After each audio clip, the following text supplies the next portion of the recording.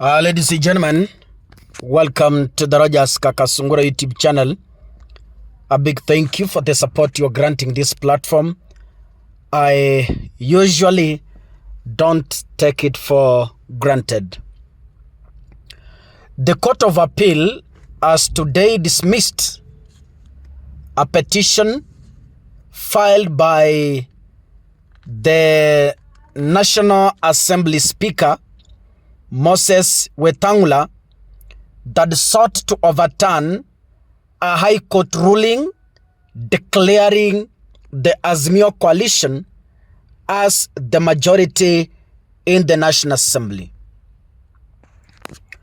In a ruling that has been delivered by the three-judge bench on Friday, March the 21st, that is today, the appellate court refused to grant conservatory orders, stopping the High Court ruling, stating that doing so would inadvertently endorse Wetangula's claim that the Kenya Kwanza coalition was still the majority. Raila anameza Ruto pande zote. Yaani Raila amekamatia Ruto from both sides. Raila amechukua PSS, mfuko. Amechukua cabinet slots, mfuko. Ndio hiyo majority tena, hara kuweka mfuko. Gaivava. Aish. The court also noted that granting the conservatory orders would interfere with the hearing of the petition, which is currently before the courts. While delivering the ruling, the judges also dismissed claims that the High Court ruling delivered on February 7th would bring the operations of the National Assembly to a halt. Let me read for you the court document. Concerning the argument that the High Court judgment has highly disrupted the work of the National Assembly, there is no sufficient evidence before us. In the circumstances, we cannot pronounce ourselves on the same in an application for a stay of proceedings or execution as the one before us. We can only stay a positive order that was issued by the trial court. Ladies and gentlemen, those of you who follow news, today's ruling comes just 1 month after the High Court in Nairobi declared Azimio la Umoja One Kenya coalition as the majority coalition party in the National Assembly, where they said that Wetangula violated the law by declaring Kenya Kwanza as the majority. According to the court, for those of you who read that document, Wetangula failed to follow the law, and the declaration he issued on October 6, 2022 was unconstitutional.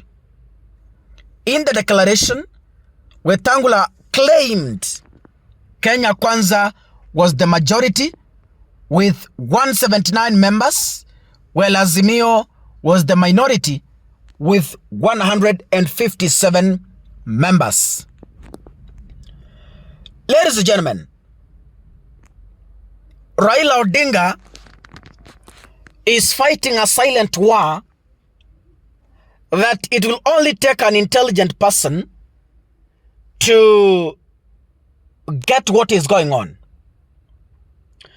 And you know, one of the 14 laws of power tells me, Kaka, if you cannot be able to beat them, you can only do one thing.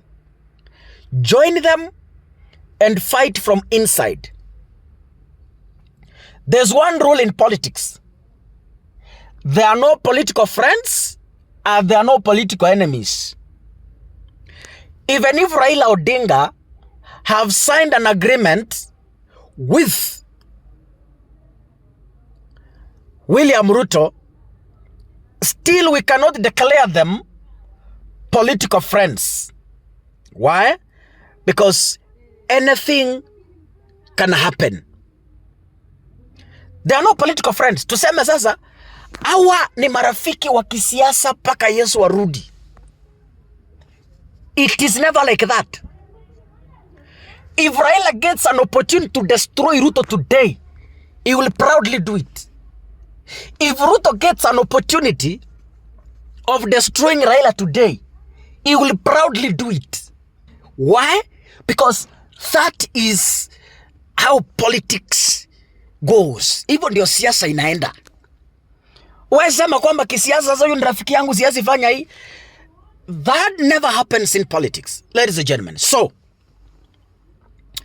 the court has given Wetangula a blow, and maybe we wait to see how the case that is before the court is going to end. But it's a reality. Even if you do your own research, it's a reality.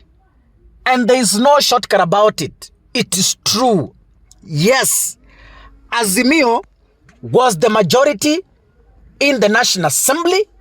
Only that William Ruto decided to buy some independent members of parliament to fill in the gaps to make the majority. But truly, if we follow the law, kwa ukweli ulioko, Azimio la Umoja, remember when I was closely following that declaration when Moses Wetangula was making that ruling in the year 2022. I was closely following.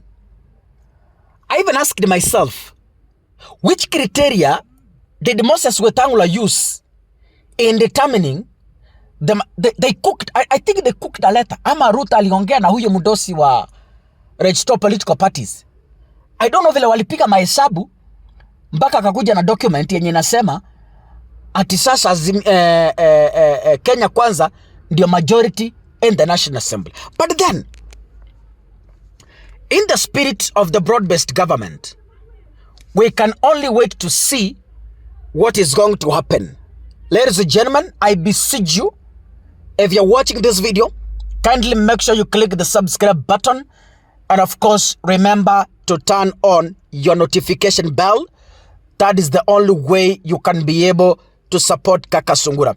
We want to hit 500,000 subscribers or 1 million subscribers by the end of this year, as it was our target from the beginning. Subscribing doesn't cost you anything.